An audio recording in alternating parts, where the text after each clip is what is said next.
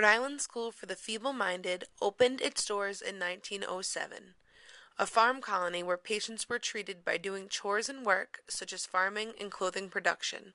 There were only 8 patients, whom were all male. By 1923, the name had been changed to the Exeter School, and there were over 300 patients in the most overcrowded mental hospital at the time. In 1950, the population nearly reached 1,000, and it was no longer a working facility. It was no longer a functional hospital, and it only contained one certified doctor, Joseph Ladd. The first reports of negligence were reported in the 1950s. That very decade also produced the first murder case in the school's history. This event, because of its highly public display, forced Joseph Ladd to retire. After his retirement, a change in the name was in order. The Exeter School became the Ladd School. Well, the old Ladd School, when I originally worked there, was not real pretty. It was kind of dingy and ugly, but it was home to the clients that were there. They were used to it. The facility became less of a school and became more of a prison. The students were even referred to as inmates. They weren't treated very humanely years ago. That was before I worked there. Like showers were in just where they all kind of, as a group, went into one room and were kind of, I guess, hosed down. Of the 5,000 residents to grace the Ladd School, there were many abused or mistreated. Experiences at Ladd for them included having their teeth pulled without Novocaine. They were papoosed into dental chairs and they just pulled their teeth out. No pain relief at all. Different things like that.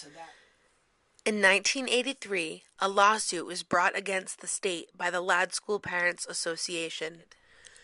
Many of the cases and evidence were destroyed during the investigations. Corrections were made to make the facilities useful and more accommodating again, forcing the population to dwindle down to 350 residents. And we'd go down and pick them up, and you'd walk in, and it was just crazy. People running around naked, just very much different than it is today for them. Very barbaric.